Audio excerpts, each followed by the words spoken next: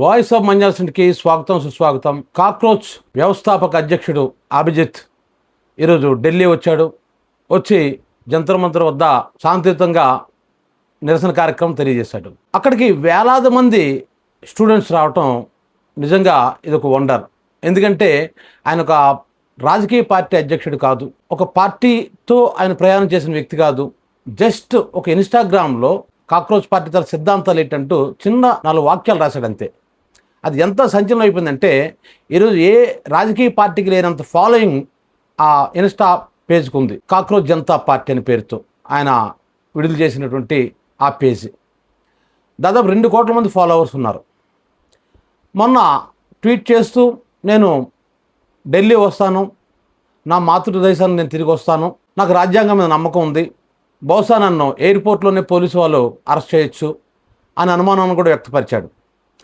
ఈరోజు జూన్ 6వ తేదీన ఈరోజు ప్రోగ్రాం పెట్టారు. అక్కడ కేంద్ర విద్యాశాఖ మంత్రి ధర్మేంద్ర ప్రధాన్ రాజీనామా చేయాలని ఆ నిరసన కార్యక్రమం తనకు ఉద్దేశం. అయితే ఆయన ఇచ్చిన చిన్న ట్వీట్కే కొన్ని వేల మంది అక్కడికి రావడం జరిగింది. ఇది ఎవరికి వ్యతిరేకంగా రేపు పనిచేస్తుంది అంటే చాలామంది అంటున్నారు ఈ కాక్రోచ్లు రోడ్డెక్కాయి ఇప్పుడని.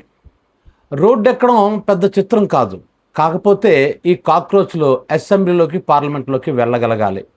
అప్పుడే అతను ఏదైతే ఆశించాడో, లేదు ఈ దేశ యువకులు ముఖ్యంగా నిరుద్యోగులు ఏదైతే ఆశిస్తున్నారో ఈ దేశం మార్పు రావాలి, ఈ దేశంలో రాజకీయ వ్యవస్థలో మార్పు రావాలి, సిస్టంలో మార్పు రావాలి అన్నదే. నిజంగా మార్పు రావాలంటే రోడ్డు ఎక్కడం కాదు, అసెంబ్లీలోకి పార్లమెంట్లోకి కాక్రోచ్లు వెళ్ళగలిగితే మార్పు రావడానికి అవకాశం ఉంది.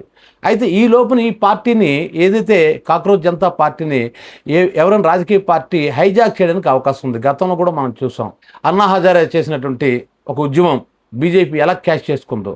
అయితే ఈసారి బీజేపీకి అవకాశం లేదు. ఎందుకు లేదంటే అప్పుడు కాంగ్రెస్ పార్టీ అధికారంలో ఉండేది కాబట్టి బీజేపీ దాన్ని హైజాక్ చేసుకుంది. కాబట్టి ఇప్పుడు ఇతని తాలూకా గురి బీజేపీ మీద పెట్టాడు. కాబట్టి ముఖ్యంగా నీట్ ఎగ్జామ్ రద్దు అవటం వల్ల దాదాపుగా 35 లక్షల మంది తల్లిదండ్రులు, అంటే విద్యార్థుల తల్లిదండ్రులు ఎంత బాధపడుతున్నారో. ఏ ఎగ్జామ్ కూడా సరిగ్గా నిర్వహించలేని పరిస్థితి. ఇది ఒక ఆర్గనైజ్డ్గా జరిగినటువంటి లీకేజ్. ఇది ఏదో సడన్గా అనుకోకుండా జరిగిందేం కాదు, ఒక ఆర్గనైజ్డ్గా జరిగింది. కాబట్టి దానికి విద్యాశాఖ మంత్రి రాజీనామా చేయాలని చెప్పేసి వాళ్ళు డిమాండ్ చేస్తున్నారు. అయితే ఇది వీళ్ళు రాజీనామా చేసేస్తారంటే చేయకపోవచ్చు. గతంలో మనం చూసుకున్నట్లయితే లాల్ బహదూర్ శాస్త్రి గారు రైల్వే శాఖ మంత్రికి ఉండేటప్పుడు ఒక ట్రైన్ యాక్సిడెంట్ అయితే వెంటనే నైతిక బాధ్యత వహిస్తూ ఆయన రాజీనామా చేశాడు. ఇప్పుడు ఆ విలువలు ఉన్నాయా? ఒకవేళ ఉన్నా సరే మనకి ప్రతి వారం 10 రోజులకు ట్రైన్ యాక్సిడెంట్ అవుతుంది. అలాగైతే ఎంతమంది రైల్వే శాఖ మంత్రులు రావాలి? కాబట్టి రాజీనామా అనేది పరిష్కారం నేను అనుకోవటం లేదు. అయితే అకౌంటబిలిటీ మాత్రం ఉండాలి. అంటే తప్పించుకోకూడదు. రాజీనామా చేయాలంటే అంటే ట్రైన్ యాక్సిడెంట్ అయింది కాబట్టి రాజీనామా చేసేయాలంటే మరొక 1 రోజులకి ఇంకో ట్రైన్ యాక్సిడెంట్ అవుతుంది, మళ్ళీ ఆ రైల్వే శాఖ మంత్రి రాజీనామా చేయాలి. అలా ఏ వ్యవస్థలో అలా జరుగుతుంది. కాకపోతే ఈ విద్యా వ్యవస్థలో మాత్రం ఆర్గనైజ్డ్ ఇది జరుగుతుంది. కాబట్టి ఖచ్చితంగా అంటే అనుకోకుండా జరిగితే రాజీనామా చేయక్కర్లేదు, కానీ ఇది ఆర్గనైజ్డ్ జరుగుతుంది. దట్టు ఇది మొదటిసారి కాదు, చాలా ఎగ్జామ్స్ లీక్ అవుతున్నాయి, సరిగ్గా ఎగ్జామ్స్ కండక్ట్ చేయలేస్తున్నారు. ఈ లీకేజ్ వ్యవహారాలతో నిజంగా విద్యార్థులు చాలా బాధపడుతున్నారు. ఎందుకంటే రాత్రనక పగలనక పాపం వాళ్ళు హాస్టల్లోనే ఉంటూ అక్కడ ఇన్స్టిట్యూషన్లో వాళ్ళు కోచింగ్ తీసుకుంటూ పాపం కష్టపడి చదువుతుంటారు. కష్టపడి చదివి తల్లిదండ్రులు ఇచ్చిన డబ్బులతో, అరకొర డబ్బులతో వాళ్ళు అడ్జస్ట్ అవుతూ అక్కడ చదువుకొని ఏదో సాధిద్దాం అనుకుంటే ఇలాంటి లీకేజీలు జరిగితే పాపం వాళ్ళకి ఒక డిప్రెషన్లో గెలుపు, కొంతమంది ఆత్మహత్యలు కూడా చేసుకున్నారు కదా. సో దీని అందరి బాధ్యత మరి విద్యాశాఖ మంత్రి వహించాలి. విద్యాశాఖలో మాత్రం ఇటువంటి అకౌంటబిలిటీ మాత్రం ఉండాలి. యాక్సిడెంట్ అనేది సడన్గా జరుగుతుంది, చెప్పలేము, అది దాని పేరే యాక్సిడెంట్. సో అలాంటి వీటిలో కాకపోయినా ఇలాంటి వీటిలో మాత్రం అకౌంటబిలిటీ అనేది ఖచ్చితంగా ఎవరో ఒకరు తీసుకోవాలి. అయితే త్వరలోనే కేంద్ర క్యాబినెట్లో మార్పులు జరుగుతాయి అని అంటున్నారు. కాబట్టి ఇప్పుడు ఈ విద్యాశాఖ మంత్రిని తీసేస్తారా, లేదు ఆయనతో పోర్టుఫోలియో మారుస్తారా, ఏం చేస్తారో ప్రధానమంత్రి అనేది తెలియదు. అయితే ఈరోజు అతను అరెస్ట్ చేస్తారేమో, అసలు అక్కడ ధర్నాకి పర్మిషన్ ఇవ్వరేమో అని అందరూ అనుకున్నారు. కానీ పర్మిషన్ ఇచ్చారు. ఎందుకు ఇచ్చారు అని అంటే, ఒకవేళ ఆయనకి కానీ పర్మిషన్ ఇవ్వకుండా అరెస్ట్ చేస్తే ఇప్పుడు 2 కోట్లు ఉండేటువంటి ఆయన ఇన్స్టాగ్రామ్ పేజ్ 20 కోట్లతో నిండిపోవడానికి అవకాశం ఉంది. ఎందుకంటే తెలివైన రాజకీయ నాయకుడు ఎవడు కూడా ఇలాంటి పరిస్థితుల్లో అరెస్టులు చేయటం, వాళ్ళని ఇబ్బంది పెట్టడం కానీ చేయరు. ఎందుకంటే అక్కడికి వచ్చి జన సమూహం ఎవరు డబ్బులు ఇస్తే, లేదా దాని బిర్యానీ ప్యాకెట్లు ఇస్తే, మందు పంచితే వచ్చిన జనం కాదు వాళ్ళు. రాజకీయ పార్టీలు చూడండి, కొన్ని పార్టీలు ఏం చేస్తాయి, డబ్బులు ఇస్తాయి మీటింగుల కోసం, లేదా బిర్యానీ ప్యాకెట్లు పంచుతాయి. అలా వచ్చేటువంటి జనం కాదు వాళ్ళు. అంటే అన్ని రాజకీయ పార్టీలు అందరి జనం అలాంటి వాళ్ళని కాదు, అభిమానం తెలియని వాళ్ళు చాలామంది ఉంటారు, కానీ ఎక్కువ శాతం ఇలా జరుగుతుంటుంది. కానీ అక్కడికి వచ్చిన వాళ్ళంతా కూడా వాళ్ళలో ఉండేటువంటి ఆగ్రహం, ఒక నిరసన, ఒక కోపం, ఇవన్నీ కూడా కలగలిగితేనే అన్ని వేల మంది జస్ట్ ఒక పేజ్లో ఒక ట్వీట్ చేస్తే అంతమంది వచ్చారంటే చూసుకోండి. అంతకుముందు బహుశా ఎవరు ఆ అభిజిత్ని చూసి ఉండరు ఈ వెళ్ళిన కుర్రోళ్ళు చాలామంది. అసలు ఆయన పేరు కూడా గతంలో ఎవరికి తెలియదు. కానీ ఈరోజు అంతమంది ఫాలోవర్స్ వచ్చారంటే అది అభిజిత్ మీద ఉన్న ప్రేమ కాదు, ఈ ప్రభుత్వాల మీద ఉన్న కోపం, కట్టలు తెంచుకున్న కోపం. అది మనం నేపాల్ చూసాం, బంగ్లాదేశ్ చూసాం, ఆ జన్జీ ఎలా తిరుగుబాటు చేసిందో. అటువంటి పరిస్థితి ఇక్కడ ఇండియాలో రాకుండా ఉండాలి అంటే ఇలాంటి వ్యక్తులకి స్వేచ్ఛ ఇవ్వాలి తప్ప కట్టడి చేసే మాత్రం మరింత ఉద్రేకంగా తయారవుతున్న సంగతి ప్రధానమంత్రికి తెలిసే దానికి పర్మిషన్ ఇవ్వడం జరిగింది. ఏ అడ్డంకులు లేకుండా చూసుకున్నారు. అయితే ఇక్కడ పాయింట్ ఏంటంటే ఇంత ఈయన చేశాడు, బాగానే ఉంది, కానీ ఇప్పుడు నెక్స్ట్ ఏం చేయబోతున్నాడు? దీన్ని పార్టీగా అంటే డిజిటల్గా అది పార్టీగా ఉంది సోషల్ మీడియాలో, కానీ ఫిజికల్గా అది పార్టీగా మారాలి, పార్టీ నిర్మాణం జరగాలి. అవన్నీ చేస్తాడా, చేయడా? చేస్తే దీనికి లీడర్షిప్ ఎవరు వహిస్తారు, నాయకత్వం ఎవరు వహిస్తారు? అభిజిత్ వహిస్తాడా, లేదు ఎవరినైనా సెలెక్ట్ చేసుకుంటారా? ఆల్రెడీ పార్టీ ప్రతినిధులు, స్పోక్స్ పర్సన్స్ ఆల్రెడీ తయారయ్యారు. ఎందుకంటే ఇది మనం చూసాం, పార్టీ ప్రతినిధులు మాట్లాడారు. సో ఇలాగా అంత యూత్తో ఈ పార్టీ ఉంటుందా? ఎందుకంటే అప్పట్లో అస్సాం గణ పరిషత్ అనుకుంటాను, కేవలం స్టూడెంట్సే పార్టీని స్థాపించి ఆయన ముఖ్యమంత్రి అయ్యాడు. ప్రఫుల్లర్ అనుకుంటున్నాం, మహంత ప్రఫుల్లర్ ఏదో పేరు, అప్పట్లో ఎన్టీ రామారావు గారు సీఎం అయిన కొత్తలోని. సో అటువంటి ఉద్యమంలో ఈ విద్యార్థులు పాల్గొని వీళ్ళు ఒక పార్టీగా మారి వీళ్ళు కూడా ఎలక్షన్స్లో పోటీ చేస్తే మించిది.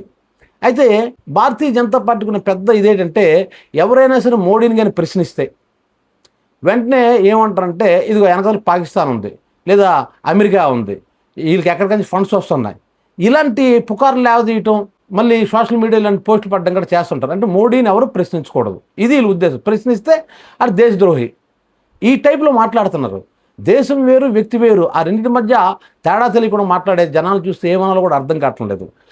ఎందుకంటే గతంలో కూడా చూడండి, వ్యవసాయ చట్టం చేసినప్పుడు రైతులంతా కూడా వాళ్ళు నిరసన తెలియజేస్తారు, ధర్నాలు గట్రా చేశారు కదా, రాస్తారోకలు ఇవన్నీ చేస్తే ఏమన్నారు, వాళ్ళకి టెర్రరిస్టులు కానీ సపోర్ట్ లభిస్తుంది, ఖలిస్తాన్ వాదులు కానీ సపోర్ట్ లభిస్తుంది, వాళ్ళు డబ్బులు ఇస్తున్నారు, అందుకే వీళ్ళు చేస్తున్నారు, లేకపోతే రైతుల దగ్గర అంత డబ్బు ఎక్కడిది అని చెప్పారు. లాస్ట్కి ఏం జరిగింది, మోడీ క్షమాపణలు చెప్పి ఆ బిల్లును ఉపసంహరించుకున్నాడు.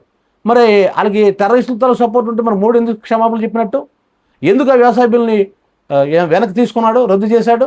అంటే మరి వీళ్ళు కాక మరి తప్పనిసరి పరిస్థితుల్లో సారీ చెప్పి మరి ఆ బిల్లుని రద్దు చేశాడు. లేకపోతే అంతవరకు ఏం చేశారు, మొత్తం బీజేపీ మీడియా, గోధుమ మీడియా అంతా ఏం చేసింది, వాళ్ళ వెనకాల టెర్రరిస్టులు ఉన్నారని, ఎవరో దేశాన్ని విచ్ఛిన్నం చేయడం కోసం రైతులను రెచ్చగొడుతున్నారని ఎన్ని చెప్పారు. ఈరోజు కూడా వీటి మీద కూడా ఇలాగే ఈ కాక్రోచ్ పార్టీ వెనకతల విదేశీ హస్తం ఉందని, ముఖ్యంగా అమెరికా హస్తం ఉందని, ఒక ప్లాన్డ్గా మోడీని దించడం కోసం, దేశాన్ని విచ్ఛిన్నం చేయడం కోసమే ఈ స్టూడెంట్స్ని నడుపుతున్నారని వెనక నుంచి అని రకరకాలుగా ఆల్రెడీ గోధుమ మీడియాలో వచ్చేస్తుంది. మేము అంటుంది ఏంటంటే నువ్వు ఒక తప్పు చేసినప్పుడు నువ్వు తప్పు చేశాను ఎత్తి చూపితే వెనకతల విదేశీ హస్తం ఉన్నట్టే. అంటే ఇప్పుడు ఎంతోమంది మోడీకి వ్యతిరేకంగా నాలంటూ ఎవరో వీడియో చేస్తున్నట్టే మా వెనకతల విదేశీ హస్తం ఉందా, మా బ్యాంక్ అకౌంట్లో డబ్బులు పంపిస్తున్నారా? అది అర్థం పడతా ఉంది అసలు. అంటే వీళ్ళు ఎవరు ప్రశ్నించకూడదు. ఇన్నాళ్ళు ఏం చేశారంటే ఈ దేశంలో నిరుద్యోగం పెరిగిపోయింది, రూపాయి విలువ పడిపోయింది, డాలర్ దగ్గర రకరకాలు ధరలు పెరిగిపోయాయి. ఇవన్నిటిని ఇచ్చేయడం కోసం మొత్తం ఒక మత్తుని జల్లాడు దేశం మీద. ఆ మత్తులో యువతనంతరిని కూడా ఉంచడానికి ప్రయత్నించారు. నాకు తెలిసి ఇప్పుడే యువత మేల్కొంటుంది. ఆ కాక్రోచ్ పుణ్యమా అని చెప్పేసి వాస్తవాలు గ్రహిస్తున్నారు. ఇన్నాళ్ళు చాలామంది యువత నేను చూస్తున్నాను కదా, ఈ దేశంలో ఏంటి కంపెనీలు రావడంలో ఉన్న ప్రభుత్వ రంగ సంస్థలు ప్రైవేట్ పరం చేస్తున్నారు, అన్ని ఆదాని అంబానికే ఇచ్చేస్తున్నారని ఎంత చెప్పినా సరే వీళ్ళకి అర్థం కాలేదు. చాలామంది యువతకి అర్థం కాలేదు. మేధావులు ఎంతోమంది గోల పెడుతున్నారు, దేశ పరిస్థితిని చూడండి అంటే వీళ్ళకి అక్కర్లేదు. వీళ్ళకి కావాల్సింది ఏంటంటే మతాన్ని రెచ్చగొడుతుంది అక్కడ కాంచి. అంటే మతం వేరు, దేశం వేరు, ఈ విషయం అర్థం కావట్లేదు. ఆ మతం విషయంలో ఎవరైనా ప్రశ్నిస్తే అది దేశద్రోహి అంటుంటారు. అరే దేశానికి మనం నిరుద్యోగం పెరిగిపోతుందయ్యా, రూపాయి విలువ పడిపోతుంది, ధరలు పెరిగిపోతున్నాయి అని ఎవరైనా ప్రశ్నిస్తే ఇది దేశద్రోహి. ఇది అనగా పాకిస్తాన్, ఆఫ్ఘనిస్తాన్, అమెరికా ఏదో ఉంది, అందుకని ప్రశ్నిస్తున్నా. అంటే మోడీని ప్రశ్నిస్తే దేశద్రోహి. మరి ప్రశ్నించరా? మరి ఎవరిని ప్రశ్నిస్తాం? మోడీని ప్రశ్నించకుండా అపోజిషన్లో ఉన్న ప్రశ్నిస్తాం. అతను ఆలుగానే పరిపాలిస్తున్నారా? రాహుల్ గాంధీని ప్రశ్నిస్తారా? ఇంకొక నాయకుని ప్రశ్నిస్తాం, కేజ్రీవాల్ నీళ్ళని ఎవడు పరిపాలిస్తాను కదా ప్రశ్నిస్తారు. ఇప్పుడు చంద్రబాబు నాయుడు ఇక్కడ పరిపాలిస్తున్నాడు, తప్పుడు చంద్రబాబుని ప్రశ్నిస్తున్నాడు. జగన్ పరిపాలిస్తున్నాడు, జగన్ వాళ్ళతో ప్రభుత్వం తప్పు చేసి జగన్ ప్రశ్నిస్తాం. అందుకే ప్రతిపక్ష నాయకుల్ని, మామూలు నాయకుల్ని ఎవరినో రోడ్డు మీద వెళ్తున్న ప్రశ్నిస్తామా? ఎవడు మన ప్రధానమంత్రి ఆయన్ని ప్రశ్నిస్తాం. ఆ ప్రశ్నిస్తే దేశద్రోహం. ఇలాగా లేదంటే మతం ఉంచాడు, ఇదిగో ఈ మతానికి అన్యాయం జరిగిపోతుంది, ఆ మతస్థులు అన్యాయం చేస్తుంటారు. ఇలాగా ఒక మతం మీద ఒక మతానికి, ఒక మతం మీద ఒక మతానికి ఎవరిని యునైటెడ్గా ఉండేవ్వకుండా మనదేంటి భిన్నత్వంలో ఏకత్వం. ఆ భిన్నత్వంలో ఏకత్వం ఇప్పుడు ఏం చేస్తున్నారు? ఆ భిన్నత్వం విడగొట్టేస్తున్నారు, ఏకాగ్గా మార్చేస్తున్నారు. సో ఎంతోమంది నేను చూశాను, చదువుకున్న వాళ్ళు కూడా మతంలో పడిపోతున్నారు. సో ఇన్నాళ్ళు ఈ మతంలో ఉంచారు. ఈ కాక్రోచ్లు వచ్చి నిద్ర లేపాయి, ఇప్పుడు రోడ్డు ఎక్కాయి. నేను అంటుంది ఏంటంటే ఈ కాక్రోచ్లు ఆ రోడ్డు మీద ఉండిపోవడానికి వీల్లేదు. ఈ కాక్రోచ్లను అసెంబ్లీలోకి, పార్లమెంట్లోకి ప్రవేశించాలి. అప్పుడే మీరు అనుకునే సిస్టమ్ ఏదైతే మీరు ఈ సిస్టమ్ బాగోలేదన్నారో ఆ సిస్టమ్ను మార్చే అవకాశం ఈ కాక్రోచ్లకు వస్తాయి, ఈ దేశ యువతకు వస్తారు. ఈ వీడియో మీకు నచ్చినట్లయితే వాయిస్ ఆఫ్ మంజాల్సీకి లైక్ చేయండి, షేర్ చేయండి, సబ్స్క్రైబ్ చేయండి.